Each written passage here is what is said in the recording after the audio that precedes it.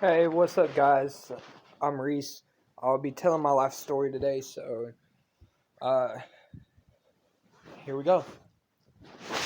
So, I grew up in a family where my dad was, physically, verbally abusive, and my birth mom was a drug addict.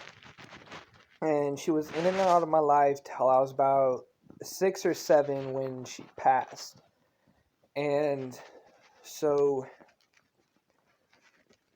I started, being physically and verbally abused by my father when I turned about 10 or 11, and I found alcohol as, like a unhealthy coping skill. And so I started drinking, kind of dull the pain of being abused. So that really, it helped temporarily, but in the end it made me feel even worse than I did before.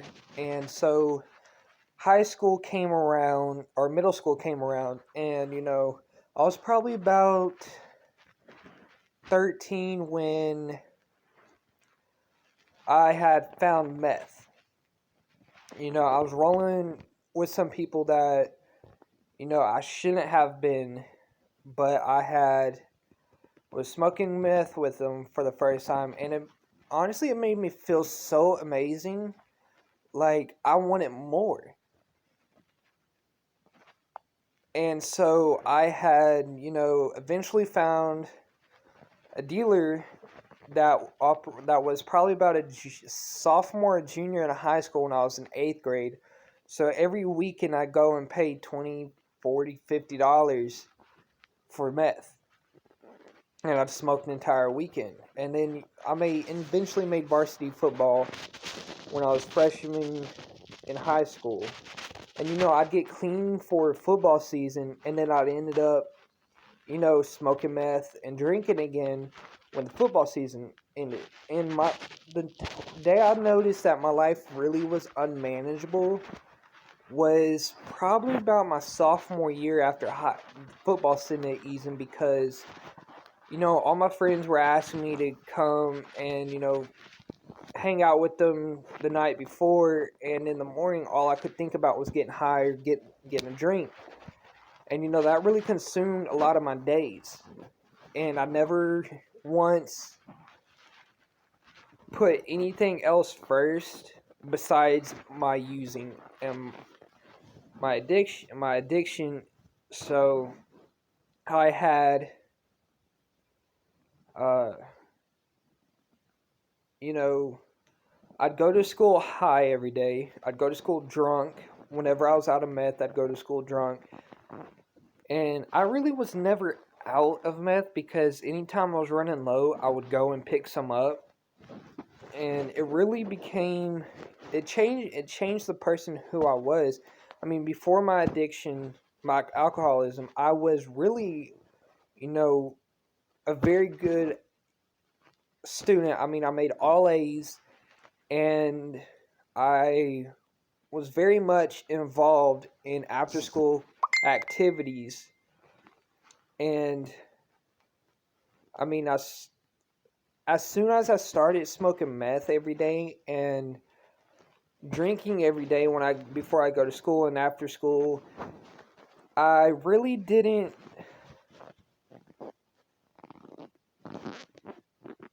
be the person I was. I became a person that disassociated from everyone.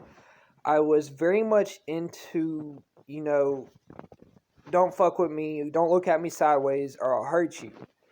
And so it ended up being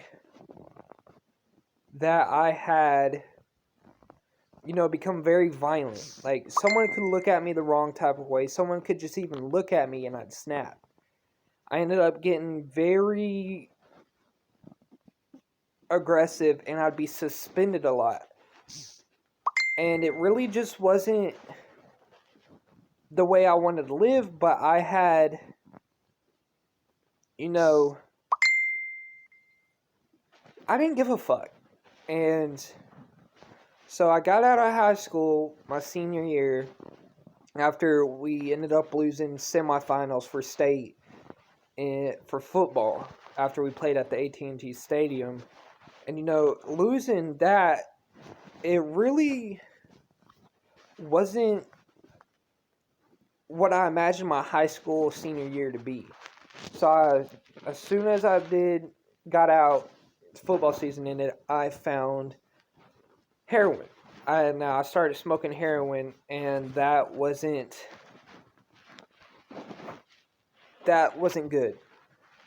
You know, I didn't like the feeling, so I eventually started smoking 2 8 balls a day, and so I, you know, became a person who lived on the streets, and I was on the streets for about a year, and somehow, some way, I found my way up to New York, and I haven't had meth or alcohol in like 3 days, coming down very hard. And one of the dudes that I was living at a house with was like, "Dude, you okay?" And I was like, "No, I'm fucking withdrawing. I need some fucking meth or some alcohol." He said, "I got you. Just go in the closet in my bedroom. There's all." And I kid you not, there was about fucking 3 bricks of meth in there, 3 bricks of weed, and the fucking like half his closet was stocked with Jack Daniels. I mean, fucking vodka, moonshine, everything. So I stayed there about 3 months, getting high, getting drunk every day. And so my mom got me back to Texas, ended up going to the treehouse in last January, and came out to California for sober living, ended up staying a year clean. And I stopped working my program. I was all obsessed with, all these Californian girls out here. And my ex, who I had dated from 7th grade to 12th grade, called me. And she was like, "Hey, I got a plane ticket bought for you. I got Uber scheduled for you to take you to the San Diego airport." And so I told my program, "Fuck y'all, I'm leaving." And I kid you not, the day I got into her house, I was drinking, ended up going buying some meth that night, was gone, and drinking, smoking, doing whatever the fucking addict does when he relapses. And I fucking called the treehouse because I didn't want to fucking die. I was like, so what really hit me when I realized that this shit I can't do anymore was I was standing outside, having a cigarette, and I had felt the warmth of the sun, and I swear to God, I heard my higher power saying, "This is not the life I want you to live. Get clean,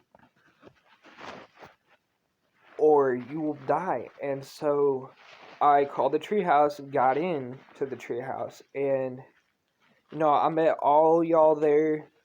I made some really good friends, and that's one thing I'm thankful for. So after I left Treehouse, I ended up coming back to California. I'm in a great program. Me and a couple guys from the program, we go cliff diving every day or every weekend at Malibu, and I'm like, and I'm finished with step one, or I'm finishing step one today when I get back. So, love all y'all. Thank you for listening.